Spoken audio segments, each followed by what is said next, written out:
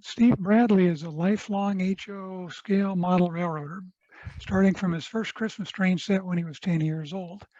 About 12 years ago, Steve decided his next layout would be modeled based on a prototype, and he chose the narrow gauge line adjacent to his frequent travels to the High Sierra Nevada mountains. This railroad was the only named narrow gauge of the Southern Pacific Railroad. Since the layout room space is rather small, he focused on designing an operational layout for himself and fellow local modelers. Steve's won many awards from both local and national organizations for his home layout, trains, train cars, and layout scenery. He's also a member and operator of the famous San Diego Model Railroad Association in Balboa Park of San Diego. There he runs narrow gauge trains on their huge club layout. Here, double-headed 15-car narrow gauge trains contrast with the shorter 5-car trains he operates on his home layout. Steve, we're anxious to hear from you about your SP narrow gauge. Thank you, Dave. Okay, guys, let's see. Let's go to share. And share.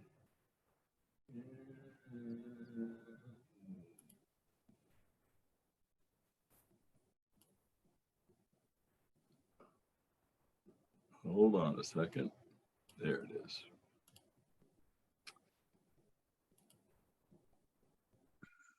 Okay, guys, we're going to do something a little different this time.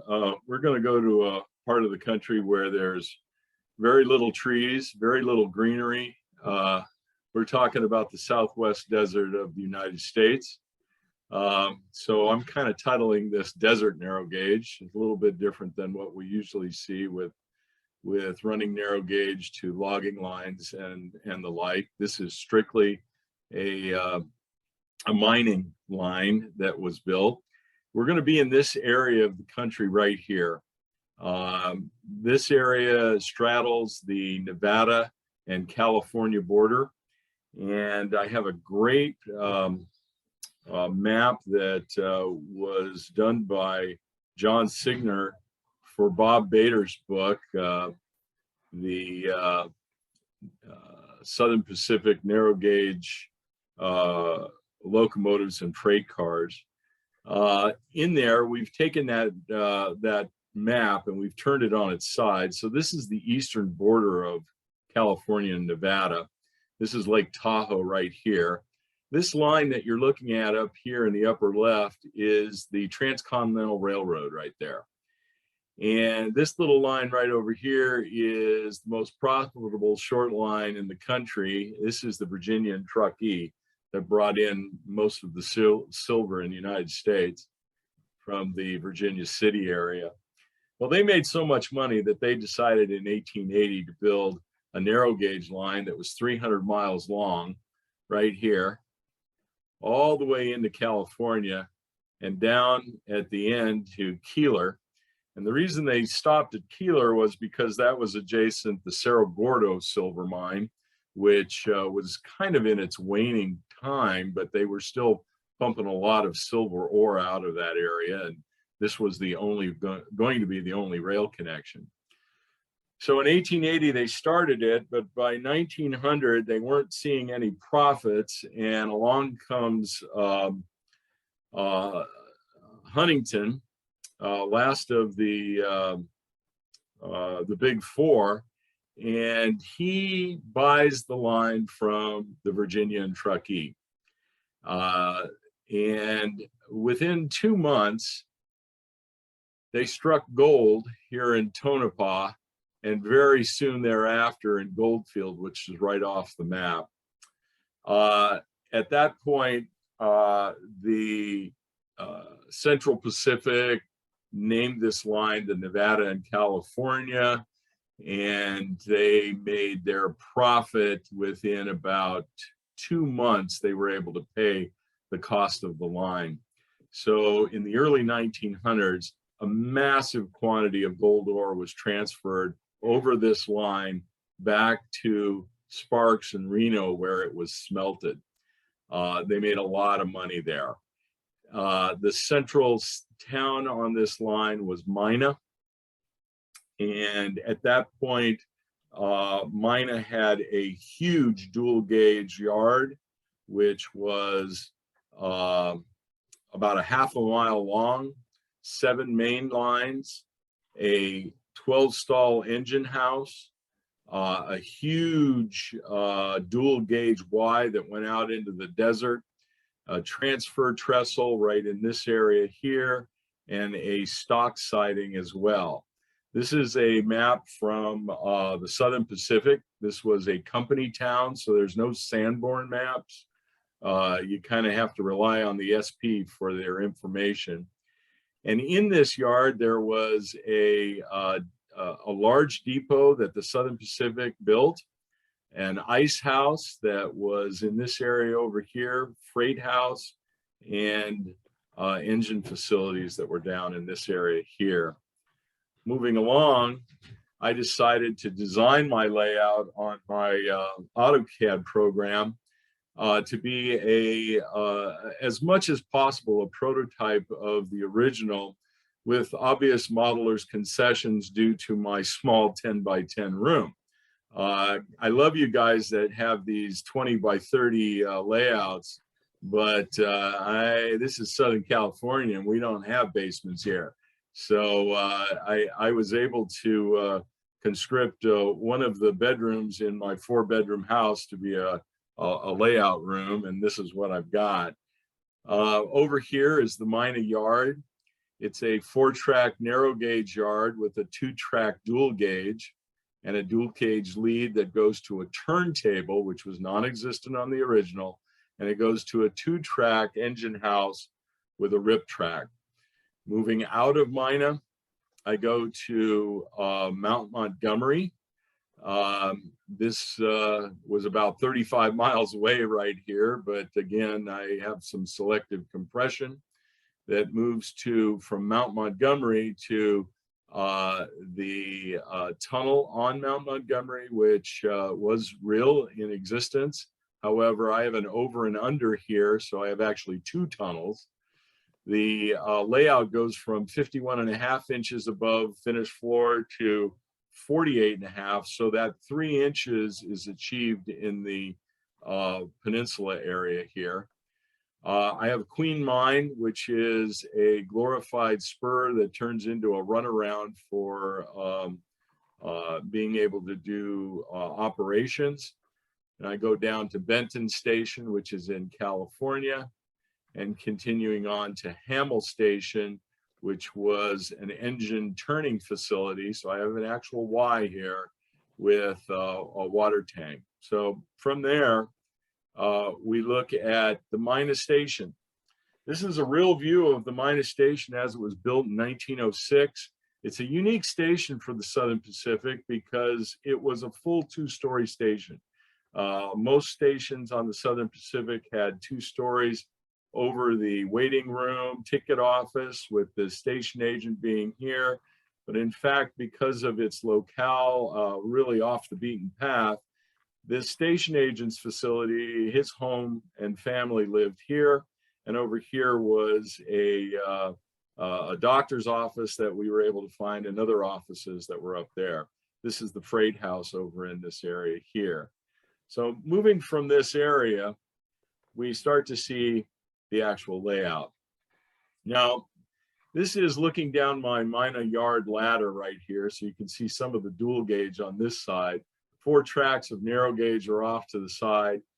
This is my scratch-built Union Station.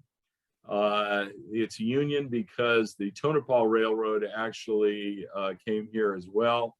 So the Southern Pacific met the Tonopah at this station. This station is about, I reduced it about 2% just to fit on my layout, but it's pretty close to actual size.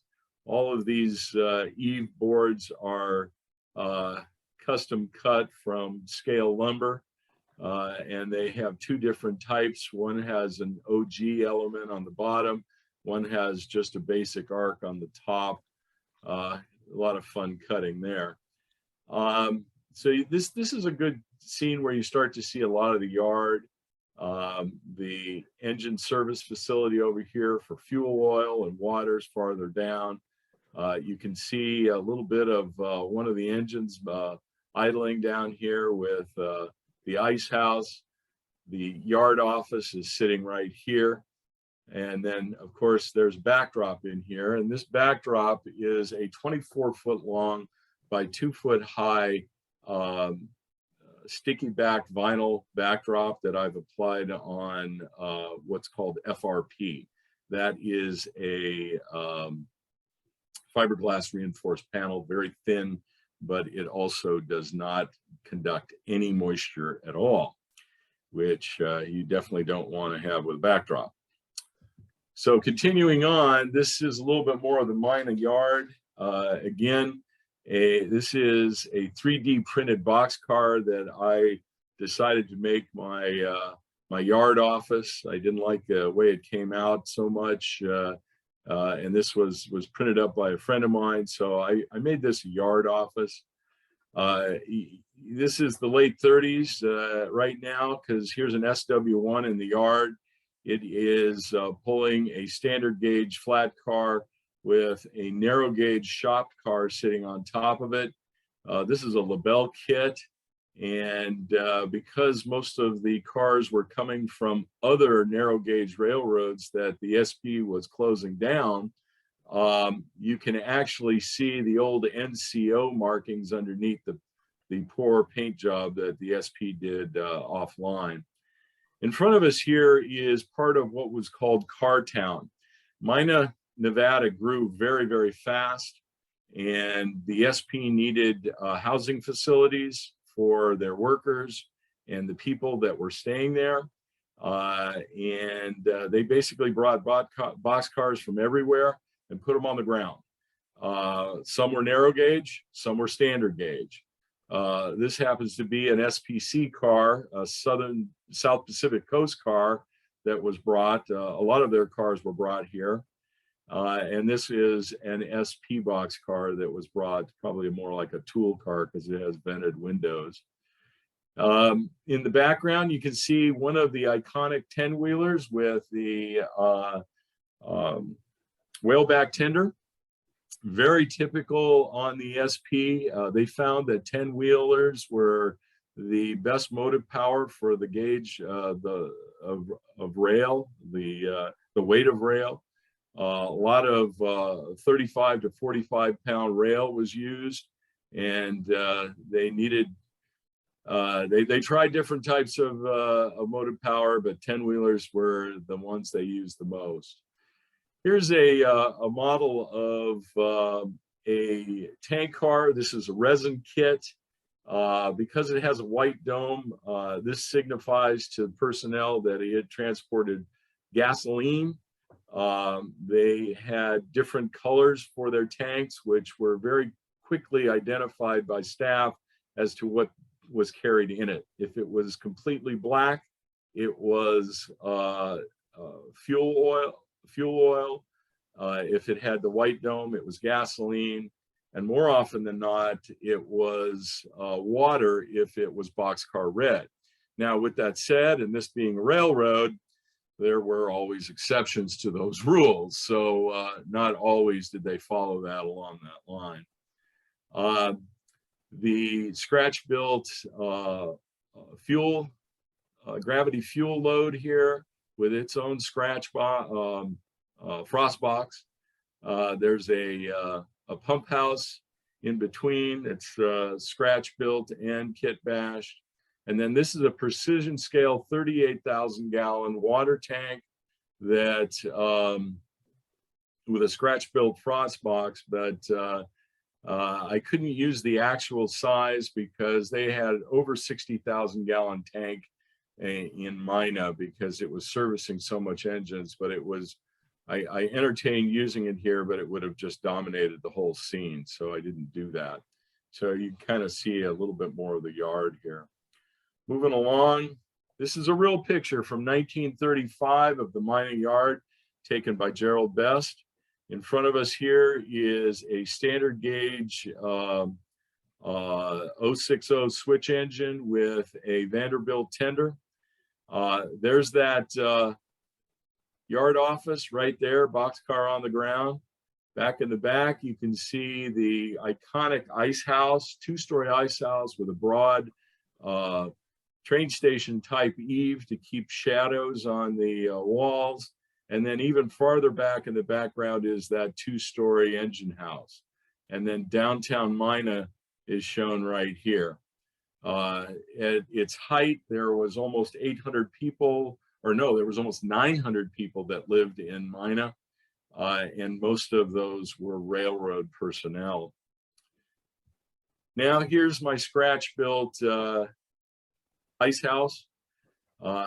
This was one of my first scratch builds that I put on here, and if you turn it over and look underneath it, you're going to see an awful lot of spider webs of bracing to keep those walls straight. I didn't do that again. Otherwise, they curve around a lot. These are some, I believe it's Berkshire Valley makes these fruit boxes. These are kits, actually. Each one of these is 7 pieces, and they're really fun to build, especially when you have to do multiples. So be careful what you take on task-wise. This was a box of sticks, and I can't remember the maker at this point in time, but it's one of the early boxcars that you would see that did travel to this area, narrow gauge boxcars. It's pre-1900, and you can tell that because it doesn't have a roof walk on it and very limited side ladders as well. Fun build, but probably not as pristine as it would have been in real time. Moving along, we get to the scratch-built engine house. Now this engine house is scaled correctly for its depth, but obviously it's only 2 stalls rather than the 12 that were originally on the facility. It just wouldn't fit here. So I have a 2-stall engine house with a rip track back here in the back. And yes, there's a Tonopah Railroad engine sitting in there. It is a coal burner, so there's some a coal conveyor back here to supply this, because all of the Southern Pacific narrow gauge engines were oil burners. So they were supported by oil. But for a while, the Tonopah Railroad had to be serviced here as well, and they had some coal. And yes, they don't make decals for Tonopah Railroad, so those are single letter decals. In the facility, there's also a dual gauge car. We know that the SP had a dual gauge car, number 212. Unfortunately, we have no pictures of it, so that's a Real Grand Models dual gauge car for something that would have been on the DNR GW. I'm assuming that they did something similar here. So we do have a dual gauge car in the yard. It's obviously lunchtime because we've got guys that are coming out to have lunch.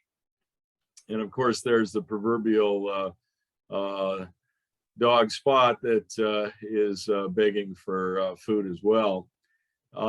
This is a kit-bashed Blackstone snowplow that's off to the side. Elevation here is anywhere between 5,100 to 7,100 feet at Mount Montgomery Pass. So they did have snow issues here, and snowplows were used seasonally throughout the life of the railroad. This turntable is a Kitwood Hills turntable. I decided to use this turntable rather than the iconic gallows turntable that you see on the Southern Pacific narrow gauge at the south end. And the reason I did that, quite simply, is that I have to turn standard gauge engines here, and I needed the extra length. Gallows turntables sit around 55, 56 feet, and this turntable is 68 feet. So I kit bashed this into a 4-wheel or a 4-rail turntable so that it could take both narrow gauge and standard gauge engines. And again, there's that backdrop showing the far desert. A moment to talk about the backdrop. This backdrop is from Rifle, Colorado. It is not the Mina area, but as the crow flies, it's pretty close. But I liked it a lot because there's not a lot of green on this backdrop. Again, this is high desert, and there's a lot of open desert, and rock is visible in this area. Over here in the yard at the transfer dock is a Virginia and Truckee boxcar. So you kind of can see a little bit of what's going on there. Moving along, now I'm moving out of the Mina, Nevada yard, a short distance on my railroad, but 35 odd miles on the actual. And we come to the 7,100 foot level station at Mount Montgomery. This is a scratch built model that replicates what this model looked like in the early years. Has a boxcar on the ground bunkhouse. There's a schedule board here, and the locals in this area called this the telegraph office. So that kind of tells you how out back it was. I found one black and white photo of a Tonopah Railroad boxcar that's in Mount Montgomery. So I staged this to show that boxcar as well. This is not a semaphore. This is an order board. Order boards were used in this area because this pass frequently would require snow removal and bucking. And if a train came that did not have a snow plow, they would be stopped at this point. They couldn't go any farther. This is a Wild West Models kit right here that I've kit bashed to be a little bit of a saloon. I've seen some false front structures in Mount Montgomery and wanted to replicate that. This line right here is a Woodland Scenics barbed wire fence line that I used kind of on an angle to kind of bring the eye up to that area. Continuing on, we come to a much larger area of the peninsula, a wide view now of quite a lot of stuff going on. This is Queen Mine area. Queen Mine in reality was a little more than a spur off the main line. And because this is an operational railroad, I made that spur a runaround so I could get engines in and out and get cars loaded. You get to see a little bit of a ore dump here that is scratch-built Berkshire Valley models, along with their iconic tram tower. I wanted to have a tram line on this line, even though most of those trams were on the south end. I wanted to kind of replicate that here as well. This is a kit. This is a scratch-built half-size model to give you some force perspective as you're looking at it. In front of us here are two beehive charcoal ovens. These were very typical along this line. There are actually some that are still in existence at the south end of the line by Owens Lake. You can go see those. They're quite interesting to look at. And this is how they made charcoal. They'd load them up with wood, fire them off, and then close it all up and let just a little bit of air in to turn all that wood to charcoal rather than burn to ash. So that's charcoal ovens there. At the bottom of the picture here, you can see some scratch-built dry stack retaining walls.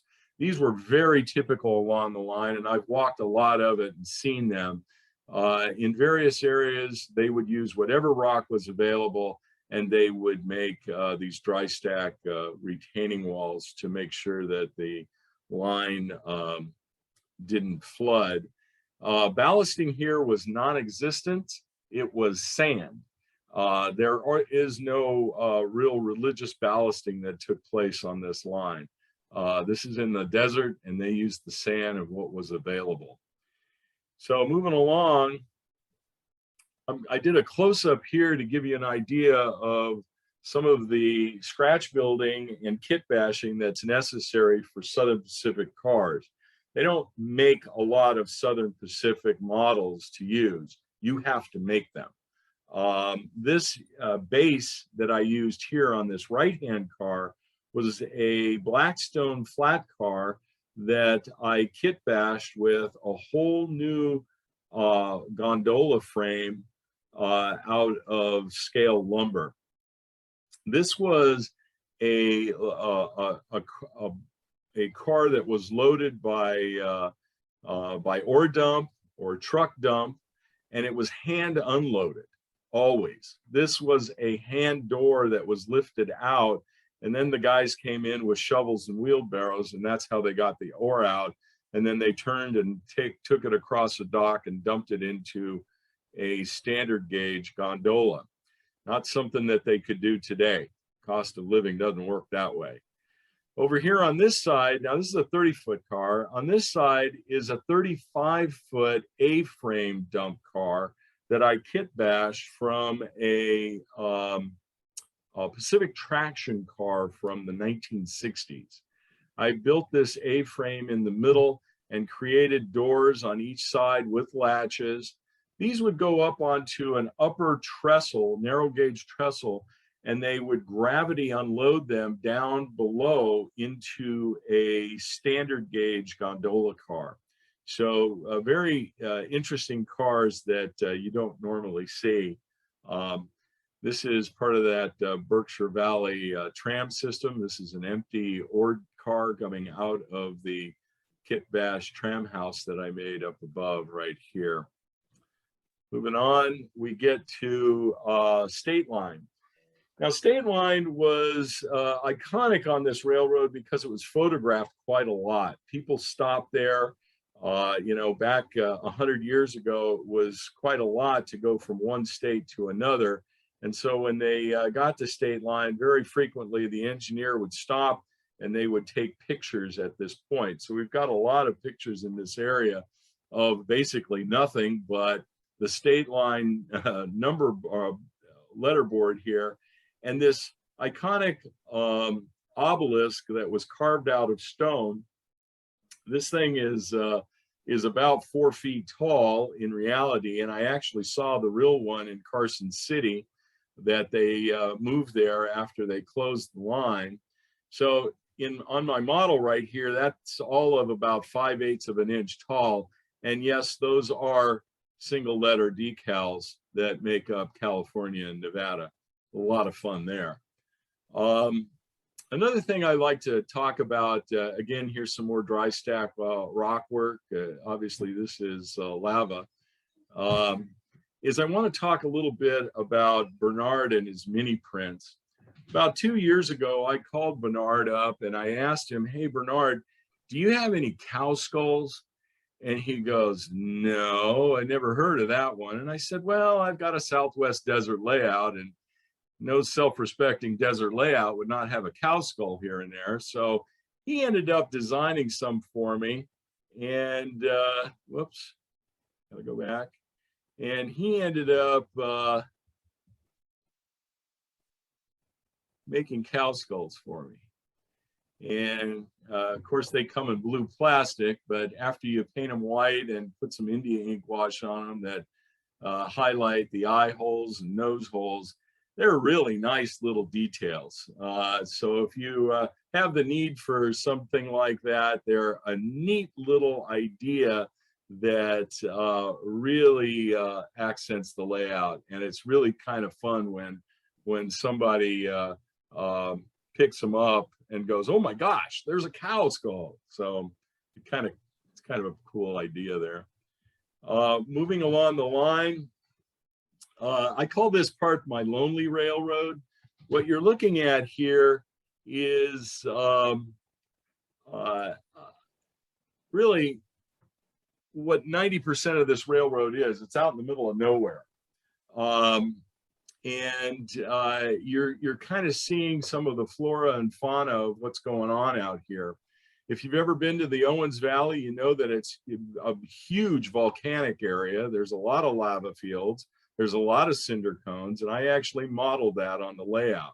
So you're seeing some of the red and black lava that's actually from out there. So don't tell anybody that I took a couple pieces when I did this layout. You also see some ocotillo, some prickly pear cactus, and some barrel cactus, very typical out there. And again, there's some of those iconic dry stack retaining walls again. There's a crew working on getting rocks from off the rails. So I've got a little bit of that going on. There's a guy shoveling down here on the bottom, and the yard boss is sitting over there relaxing, I guess. This sign right here is actually a copy of a sign that I actually saw in one of the old black and white photos. So that was SP signage for the area. And there's Upper Mount Montgomery Tunnel there in the background. We'll see more of that in a minute. Moving along, we come to number 9, steaming uphill to that tunnel. And of course, he's dragging a tank behind him, a tank car. And we know because of the color that it's water. Water, again, was real precious out here in the desert. And very frequently we would find that engines would be trailing a water tank car to supplement the water that was in their whaleback tenders. I like this shot a lot because people miss very frequently the fact that, well, this is the desert Southwest, and there's really no self-respecting layout that wouldn't have an Anasazi cliff ruin up there. So up on the cliff is an abandoned cliff dwelling that's up in that area. There's one of Bernard's mini print bighorn sheep, and then that's a tram tower on the other side at Queen. A little bit more flora and fauna in the area as well.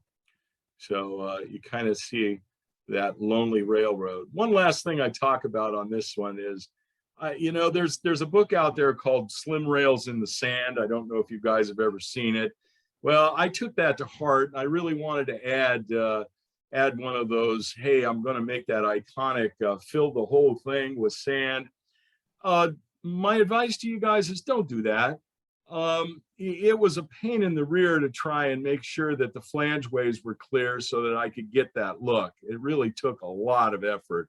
And I tried to do it with various tools. And of course, once that all dried after the white glue, it didn't do it quite enough. And I had to go in there and chip it out with very small dental tools to make that work. So my advice, guys, is don't do that. It looks cool when it's done, but it was a real pain in the rear to do it. Moving along, I'm going back to an actual picture, one of 2 that I ever found of the Benton Station. Benton Station was originally built by the Carson, Colorado, which was the Virginian truckies' name for this line. I kind of think that this might have been in that era because it certainly isn't painted in this picture, or it doesn't look to be painted. It's worn off. When the SP bought this line, they did institute some upgrading, and they did paint their stations and put copper naphtate on the roof, which turned them a little bit green. That's a liquid solution that it's a preservative. So, but I like this picture a lot because I happen to have some models that looked a lot like this. And so the guy that took this picture is right here. That's a Berkshire Valley Kit, and I guess it's William Jackson, and he's taken that picture of the lumber loading that's taken place here on my model railroad. So this kit right here, I believe, is a classic miniatures kit. Yeah, that's a box of sticks, and yes, that is kind of a green tinge on that roof. It's not real heavy, but it's there. So yeah, you kind of can see a little bit of the Bodie Benton Road, because this was the closest rail connection to the silver mining town of Bodie, Nevada. Bodie, Nevada would have been, as the crow flies, somewhere back up in that canyon back there, about 15 or so miles distant. So a lot of material was brought by rail here and then taken by wagon to Bodie once this rail line was built. This is my rendition of the station agent's house. This is actually pulled cotton, which simulates the smoke coming out of the smokestack. This is a Wild West Models kit, really nice kits. I enjoyed it a lot, and it really replicates my area of the country really well. Over here is one of those Leadville Designs box cars. Guys, these cars are really neat, but they're pretty involved.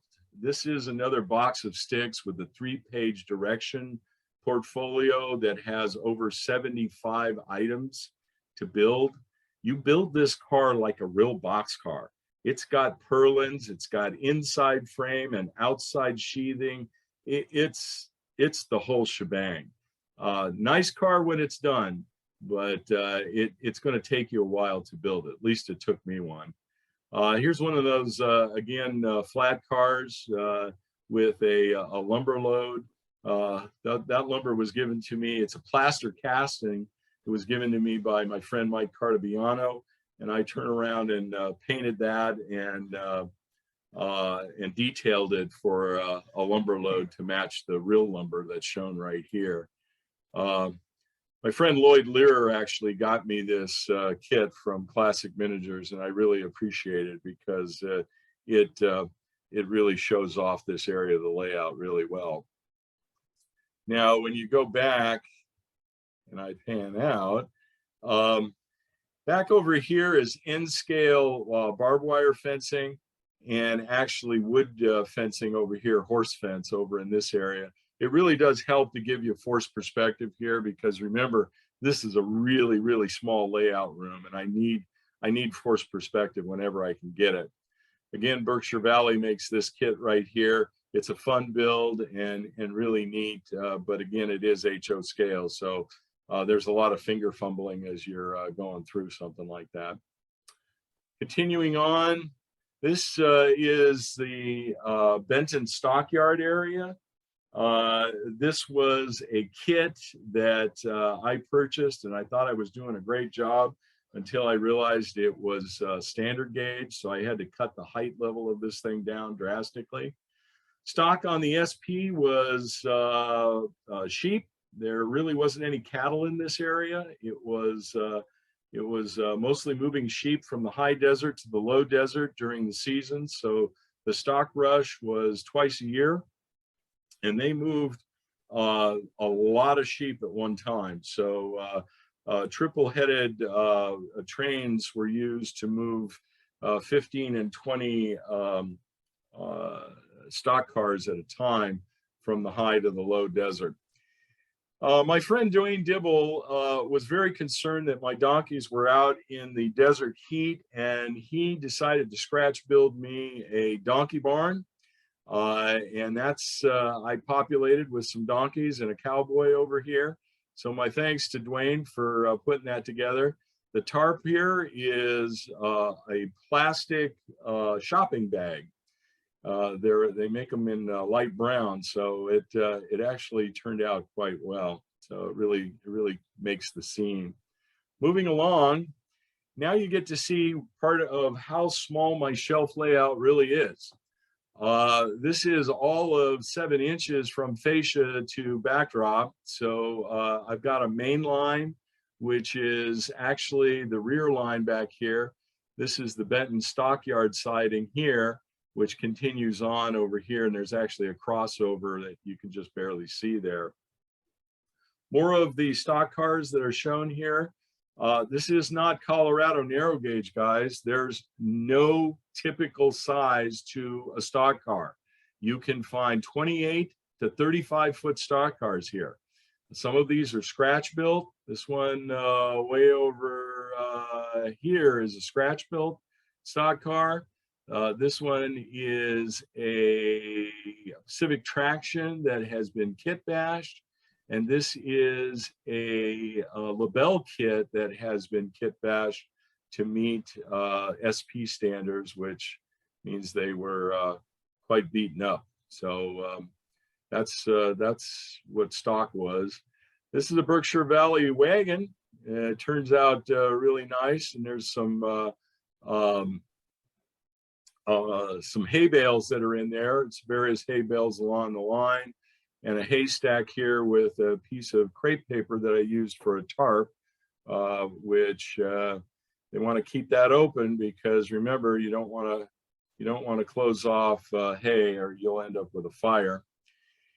The Nevada, California, which was the precursor to the SP named narrow cage, had 3 40-foot boxcars that they used for hay transport. The records show that 2 of those cars actually burned. And I can understand why, because anytime you enclose hay, you're asking for problems. If it gets moist, it will start to combust.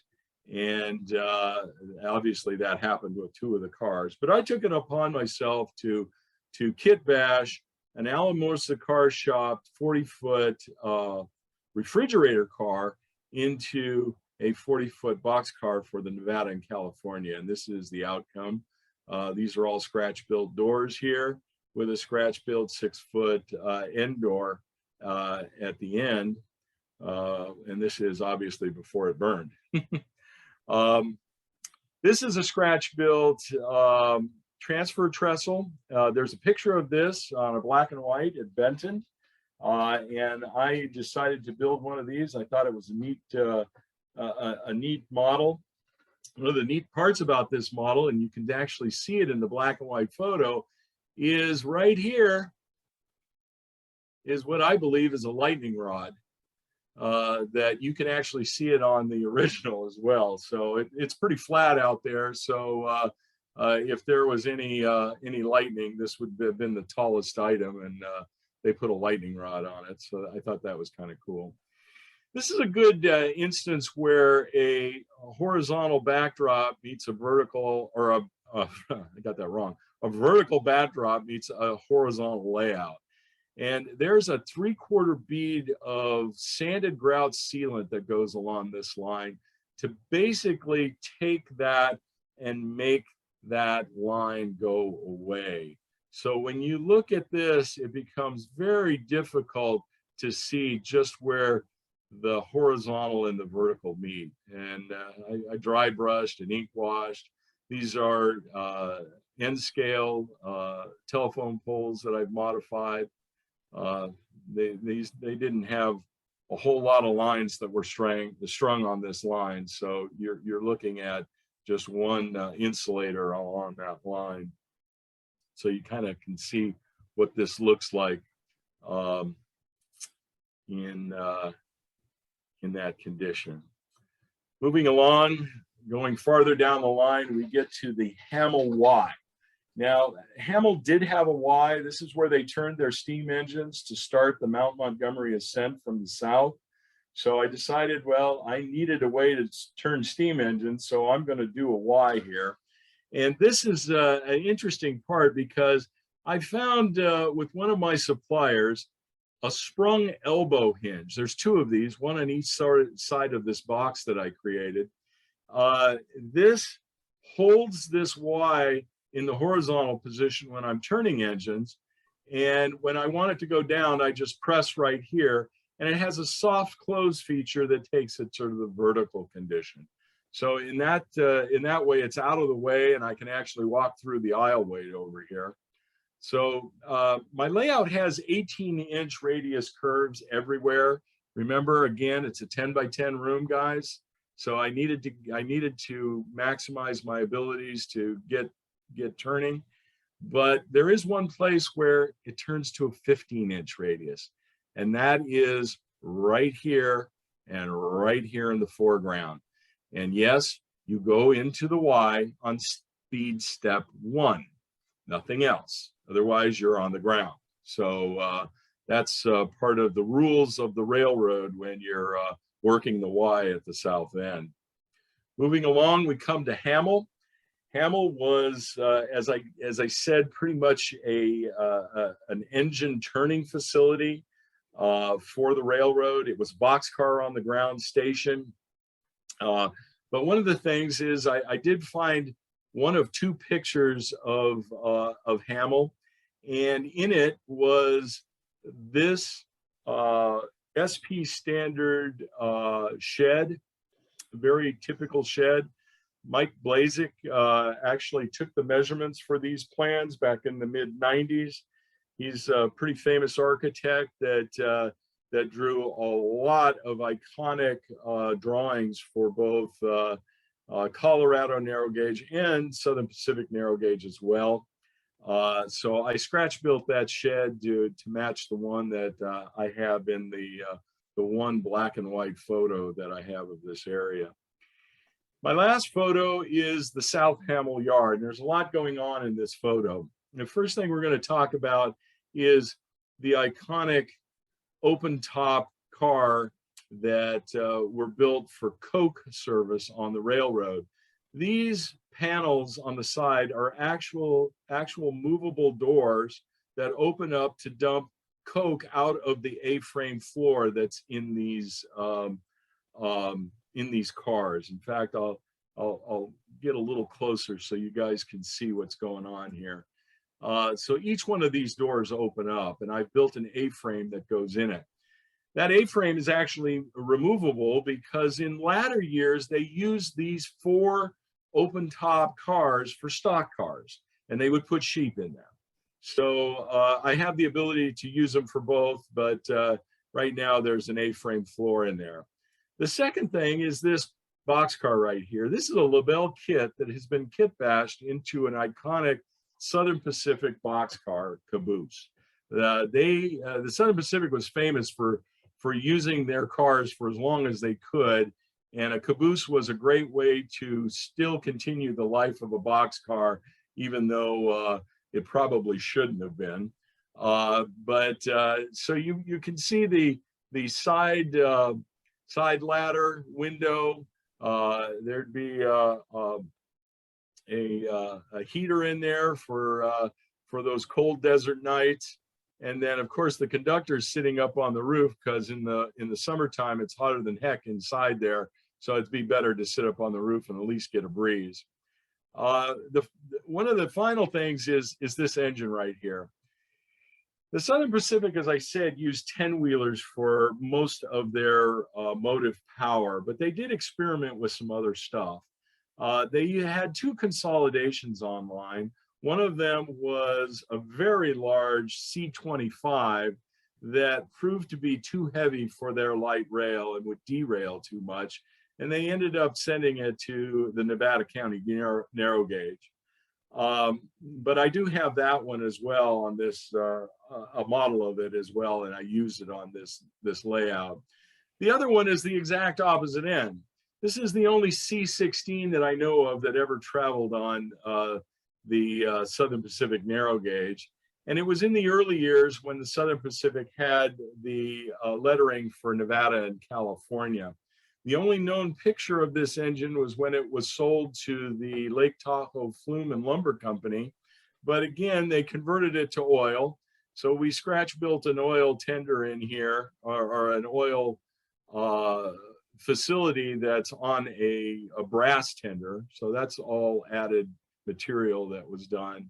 And then this was created with the help of my friend Jerry DeRoche, and it has the iconic SP oil headlamp with fluted domes and the like. So I don't know of anybody else that has one of those number 13s. There's no known pictures of it. The final act here is this water tank. This is actually a BLI animated water tank that I have just torn the heck out of. I took 2 feet off the top of it, and I completely removed everything under the tank itself and rebuilt it to SP standards with their iconic metal pull and rod bracing that is typical for the SP water tanks along the line. Then I painted it and weathered it, and this actually works. That spout actually comes down and waters my engines at the south end, and of course that is serviced by a Kit end scale windmill. So there's a water pump that's in that area. So with that, that ends your tour of the desert Southwest and the iconic Southern Pacific narrow gauge. And let's go here. And I don't know if you want me to leave anything up at this point, Dave, or should I just back out completely? You can leave it up in case there's something you need to refer to. Okay. Let me take a look here in the chat box and see what we have for questions. Well, actually, the first one is a comment, and that was from Pete Smith, and he was referring to the fruit boxes, and he says he thinks those kits were made by Train Troll rather than Berkshire Valley. So if people were looking for them, they might want to try Train Troll rather than Berkshire Valley. That may be true. I got them in a convention a few years back, and the guy handed me the sheet of these things, and he wouldn't let go of it. And he said, "Now listen, this is the way you build these. If you don't build them this way, you're going to throw these away." So I would stand corrected on that one. Okay. And then the other question here, this is from Keith Stamper, and he says, do you have a card system to operate, or do you use a switch list? I use switch lists, and when I go back to my my image on screen, I've got one right here. I make my own switch lists. And I did this on Word, and I print these up and I write these out, and I make my own switch lists. And this is what I hand to operators when they show up here, much to their chagrin. So that's how the railroad operates. I've got about 7 of them now that work the railroad. Okay, and I think you just sold a couple of cow skulls to Juan Carlos here too. He says, "Okay, I want some cow skulls." So yeah, he makes them in O scale, Juan. So yeah. you can use them there too. Okay, and let's see. Yeah, Jim Brown says, "Thanks for your presentation. I really enjoyed learning a bit more about the SP narrow gauge, and you've done a superb job in capturing it on your layout." And let's see. Yeah, Randy Scott says, "Outstanding, Steve. Thanks very much." And Robin Peel, also great layout tour. I learned a lot. And Steve Hollenbeck, who's part of the Mud Hen folks, says, you managed to get a lot into a small room. Well done. And let's see, I guess Jake Sweeney says, very interesting prototype and final scale model track planning. HO or HON3, correct. And so I think you've got... It's both. It's both, yeah. Mine has got dual gauge track in there. And then here's Larry from McDonald from Canada saying it's really refreshing to see model railroad of SP narrow gauge. Interesting to see your scenery. And Thank you. Yeah, like I said, it's a little bit different. You don't see much green on this layout. Yep, and Cody and Casey, who preceded you with their great clinic on building in 1 of 24, says it's just beautiful work. So thanks, that's guys. What we've got, Steve, and we sure appreciate you giving us a tour of your layout. Not a problem. Thank you. Thank you, Steve. It's obvious to me that you have a lot of fun with your layout, and you convey that very, very well to all the rest of us.